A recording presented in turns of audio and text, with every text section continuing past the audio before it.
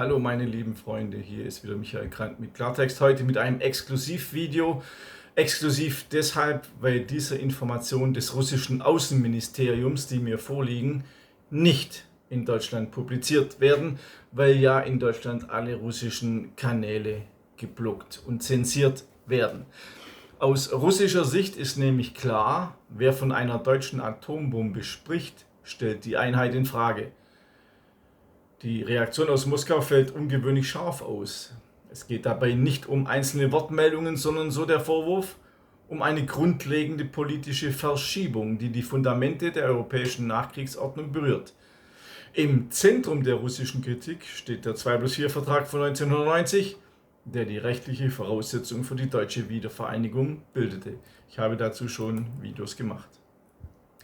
In einer offiziellen Erklärung reagierte das russische Außenministerium auf Debatten und politische Vorstöße in Deutschland, die auf eine stärkere nukleare Rolle Berlins und eine eigene Atombombe hinauslaufen könnten. Wörtlich heißt es dort, ich zitiere: Wir stellen fest, dass die möglichen Bestrebungen Berlins nach eigenen Atomwaffen ein offensichtlicher Schritt gegen eine ganze Reihe internationaler Verpflichtungen wären. Zitat Ende.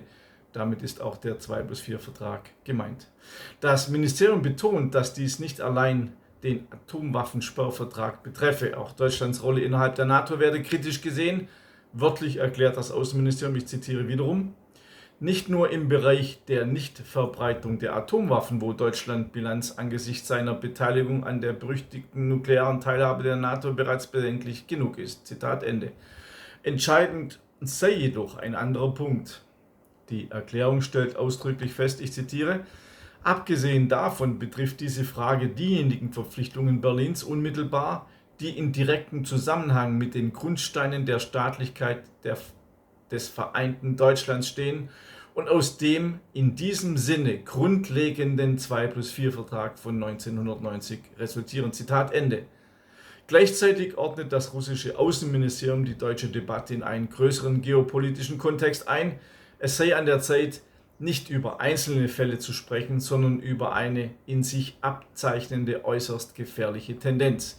Diese Tendenz betreffe mehrere Staaten des sogenannten kollektiven Westens.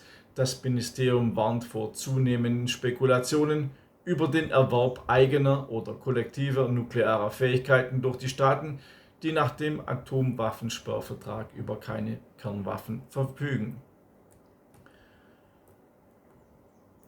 Ähnlich äußerte sich der stellvertretende russische Außenminister Dmitri Ljubljanskij in einem Interview mit RIA Novosti.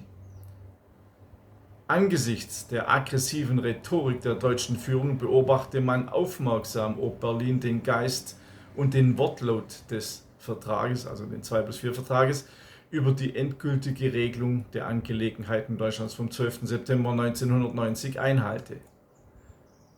Ljubljanskij erinnerte daran, dass dieser Vertrag ausdrücklich Folgendes festschreibe: Den Verzicht der deutschen Regierung auf die Herstellung, den Besitz und die Verfügung über nukleare, biologische und chemische Waffen, auf die Stationierung und den Einsatz ausländischer Truppen sowie von Kernwaffen oder deren Trägersystemen auf dem Gebiet der ehemaligen DDR und drittens eine Gesamtobergrenze der Streitkräfte von 370.000 Soldaten.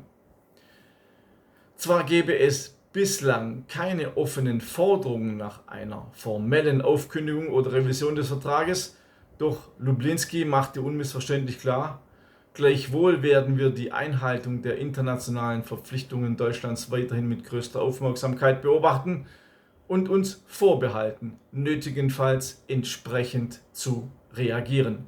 Zitat Ende. Was das heißt, dürfte klar sein: Die Aufkündigung des 2+4-Vertrages, die bereits im Parlament diskutiert wurde. Auch darüber habe ich ein Video gemacht. Es ist also Kanzler Merz mit seinem Kriegskurs und seinem Atomwaffenkurs macht ein kalkuliertes Risiko mit unkalkulierten Folgen. Die russischen Stellungnahmen lassen wenig Interpretationsspielraum. Aus Moskauer Sicht bewegt sich Deutschland auf gefährlichem Terrain. Die nukleare Debatte sei kein Gedankenspiel, sondern ein Angriff auf das völkerrechtliche Fundament der deutschen Einheit. Der 2+4-Vertrag, so die implizite Botschaft, ist kein historisches Dokument, das man politisch umdeuten kann, sondern eine verbindliche Ordnung, deren Erosion Folgen nach sich ziehen würde, die niemand mehr kontrollieren kann. Über die Folgen, was es bedeuten könnte, wenn die Russische Föderation den 2+4-Vertrag annulliert, aufkündigt oder für nichtig erklärt, habe ich ein Buch geschrieben, Deutschland und der 2+4-Vertrag. Darin sind auch die Folgen enthalten. Nicht nur der gesamte Vertragstext ist in diesem Buch, was dann jeder nachlesen kann und sehen kann, wie absolut die deutsche Regierung diesen Vertrag eigentlich aus den Augen der Russen bricht. In diesem Buch sind auch die Folgen genannt für Deutschland. Ich sage nur ein Stichwort. Kommt die DDR zurück? Dieses Buch, Bestseller und mehrere 10.000 Mal verkauft. Dieses Buch klärt euch über die Hintergründe des Vertrages auf. Genauso wie diese Broschüre Schlachtfeld Ukraine, Angriffs- oder Präventivkrieg. Ich habe diese Broschüre für die Konservativen geschrieben.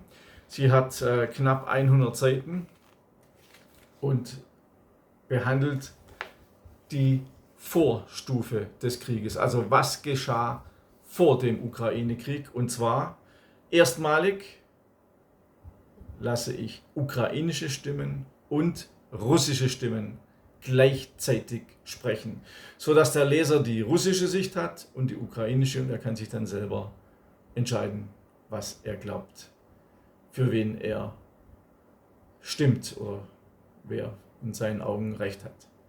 Diese Broschüre gibt es kostenlos bei info@konservative.de. Die Links sind unten wieder angegeben. Ebenso kostenlos ist diese PDF, die ich für euch erstellt habe, mein letzter Kampf. Und zwar Adolf Hitlers Tod aus seiner Sicht, exklusiv für meine Klartextleser. Jeder, der meinen Newsletter abonniert, erhält einen Zugang zu dieser kostenlosen PDF, die ich geschrieben habe, aus der Sicht von Adolf Hitler. Und zwar die letzten Tage seines Lebens. Also diese PDF kostenlos auf meiner Homepage www.michaelgrant.de. Und zu guter Letzt möchte und muss ich noch auf mein neues Buch hinweisen. Und zwar Deutschland muss vernichtet werden. Völkermord, Vertreibung und Zersetzung des deutschen Volkes von 1914 bis heute. Das Buch hat 900 Seiten, viele, viele Tabellen, viele, viele Fotos und natürlich über 2000 verifizierte Quellen. In diesem Buch erfahrt ihr das, was ihr in den Schulbüchern nicht erfahrt. Und zwar der gnadenlose Massenmord an uns Deutschen. Es sind Millionen. Ich habe eine Liste erstellt, die es weltweit in keinem Buch gibt, in dem ich die Massaker aufgeführt habe und die Todeszahl. Und habe diese Opferzahlen dann miteinander zusammengezählt. Und es sind Millionen deutsche Opfer, die heute nicht beachtet werden, weil wir Deutschen sind, na klar, ich sag's immer wieder, Opfer zweiter Klasse. Das ist unglaublich. Also wenn ihr an dieser Gedenkkultur teilhaben wollt, dann kauft euch diesen dicken Wälzer. Leider ist er so dick, weil die Massenmorde an uns Deutschen so viel Platz einnehmen. Aber es sind auch noch 100 Seiten über die Grenzöffnung seit 2014 und was seit 2015, was seit 2015 in unserem Land geschehen ist, bis heute, also bis aktuell 2026. Friedrich Merz ist in diesem Buch auch noch erwähnt. Ich wünsche euch alles Gute, bis zum nächsten Mal. Euer Michael Grant.